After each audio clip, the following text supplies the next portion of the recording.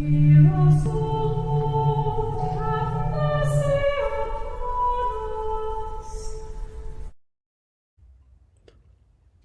Statio et Sanctum Xystum. The Lenten pilgrimage of the Roman Church brings the faithful today to the ancient basilica of San Sisto Vecchio, one of the oldest Christian foundations in the city, standing near the Appian Way and not far from the great baths of Caracalla. The church occupies ground once lying at the edge of the ancient city. In the early centuries of Christianity, this district was filled with houses adapted for Christian worship and with burial grounds connected to the martyrs. The origins of the church reach back to the 4th century, when it was known as the titulus Crescentianae, or titulus Tigridae, probably named for the Roman matron whose property hosted the Christian assembly. Such tituli formed the earliest parish churches of Rome, places where the faithful gathered for the Eucharist when Christianity had only recently emerged from persecution. In time, the church took the name of Pope Saint Sixtus II, the martyr-pontiff of the 3rd century. Tradition recalls that as he was led to his death during the persecution of Emperor Valerian, he encountered his deacon, St. Lawrence, who implored him not to leave him behind. The Pope answered that Lawrence would soon follow him in martyrdom, a prophecy fulfilled only days later. Thus the church stands not merely as an architectural monument, but as a memorial to the heroic witness of the Roman martyrs. The basilica that greets the pilgrim today bears the marks of many centuries of Christian devotion. The Romanesque bell tower, rising from the 13th century, remains the most striking exterior feature. Like many Roman campanali, it is built of warm brick and pierced by arched openings that once carried the sound of bells across the surrounding countryside. Its austere simplicity reflects the sobriety of medieval Roman architecture. Within the church, the atmosphere retains something of the quiet dignity of a monastic chapel. The basilican structure of nave and aisles leads the eye toward the sanctuary, where generations of Christians have gathered for the sacred mysteries.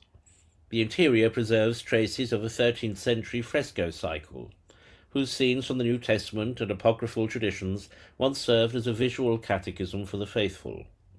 These paintings belong to the medieval Roman artistic tradition, in which sacred history was set before the eyes of the worshipper as a reminder that the mysteries of Christ continue to unfold within the life of the Church.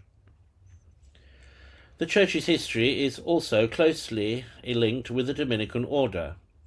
In 1219, Pope Honorius III entrusted the monastery to St. Dominic, who lived here with his early community before establishing the Dominicans of Santa Sabina on the Aventine. For a brief but important moment, therefore, this quiet basilica served as the first Roman home of the Order of Preachers. For the Lenten pilgrim, these historical layers are not merely antiquarian curiosities. They form part of the spiritual lesson offered by the station of this day.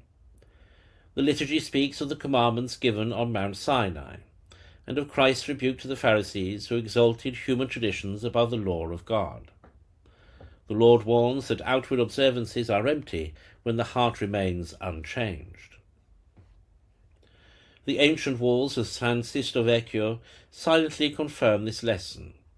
The church began as a simple gathering place for Christians who risked their lives for the faith. Its titular saint died rather than compromise the gospel. Its medieval frescoes proclaim the history of salvation to generations who learned their faith through images as well as words. Its monastic community once echoed with the preaching of St. Dominic and his companions. All these elements remind the pilgrim that the Christian life is not merely an outward practice, but an inward fidelity to Christ. The stone, the fresco, the tower, and the relics all point toward the same truth. The faith must take root within the heart. As the liturgy begins with the words of the introit, "My trust is in the Lord, I will rejoice and be glad of thy mercy."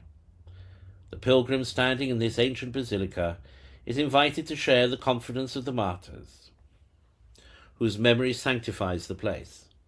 Their witness teaches that true religion does not consist in external observance alone, but in a heart that trusts in God and remains faithful even unto death. Thus the station at San Sisto Vecchio becomes a quiet but powerful summons during Lent, that beneath the visible forms of worship, beneath the architecture and the sacred art of the Church, there must dwell a deeper reality, the conversion of the heart and the unwavering hope placed in the Lord.